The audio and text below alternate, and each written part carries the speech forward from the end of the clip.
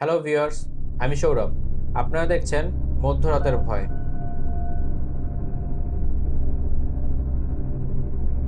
আমাদের মাঝে আছে নাইম। নাইমের বাবার সাথে ঘটে যাওয়া সত্য একটি ঘটনা আমাদের সাথে শেয়ার করবে। নাইম, তোমার বাবার সাথে ঘটে যাওয়া সত্য ঘটনাটা আমাদের সাথে শেয়ার করো। জি, আমার ঘটনা হচ্ছে আমার আব্বু রাত্রে অনেক দেরি করে বাসায় ফিরত। প্রতিদিন আমরা যখন গ্রামে থাকতাম তখন প্রতিদিন আমার আব্বু অনেক দেরি করে বাসায় ফিরত। তো আব্বু প্রতিদিনই আব্বুর সাথে রাগারাগি করতো যে তুমি এত দেরি করে ফেরো কেন, ওরা এত ছোট, আমি একা কিভাবে থাকবো এখানে, আর রাস্তাঘাটও ভালো না, ওইখানে বাসার একটা শপ আছে, সবাই বলে এখানে খারাপ জিনিস আছে। তো ডেলি আম্মু বকাবকি করতো, আমরা শুনতাম। তখন আমার বয়স 10 বছর হবে। তো ওইগুলো বলতো, আমি এগুলো শুনতাম। তো এগুলো শোনার পরে আব্বু ডেইলি বলতো, আব্বু প্রতিদিন 1:30, 2টা, 12টার নিচে বাসায় ফিরতো। তো প্রতিদিন আম্মু বলতো, বলতে বলতে আমরাও শুনতাম। কি করবো, হঠাৎ একদিন বাসায় প্রায় 1:45 বাজে, তখন আব্বু বাসায় ফিরলো। ফেরার পরে ওদিনকার কথা বলেনি, আয়সা শুয়ে পড়ছে। শোয়ার পরে বাইরে গেছে, বাইরে থেকে আয়সা শুয়ে জিজ্ঞেস যে তুমি কি প্রতিদিন এরকম করবা? তখন আব্বু চুপচাপ শুয়ে রয়েছে। প্রতিদিন কথা বলে, ওদিনকার কথা বলে না। তো প্রতিদিন চেঁচাচেঁতি করে, তো আমরা বাসায় সজাগ হয়ে যাই, ওদিনকে সজাগ ছিলাম। তখন আব্বু কোনো কথা বলে না। হঠাৎ করে আব্বুর চোখ মুখ লাল হয়ে গেছে।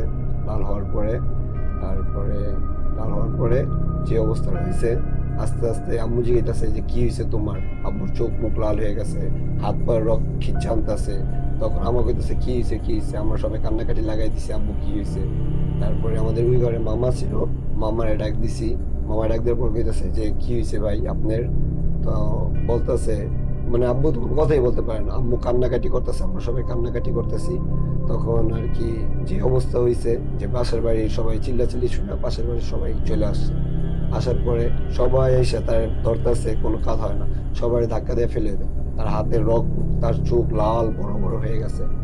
মানে কি অবস্থা হয়েছে, ঘাম শরীর ধ্যাপা ধ্যাপা করতেছে। তখন এই অবস্থা দেখে আমরা সবাই ভয় পেয়ে গেছি। সবাই বাসার চিল্লাচিল্লি শুনে, অনেক মানুষ আছে, প্রায় 8-10 জন হবে, আব্বুরে ধরে রাখছে।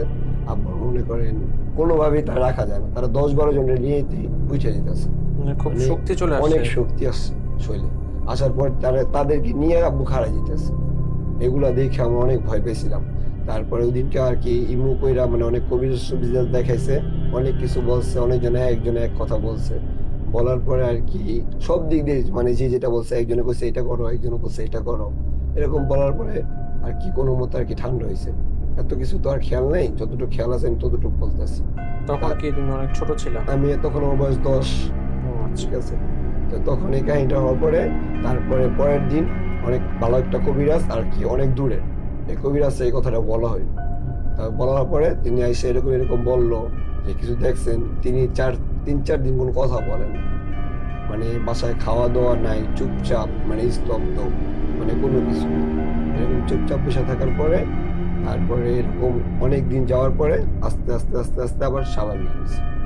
স্বাভাবিক হওয়ার পরে আর এরকম কোনো সময় হয়নি।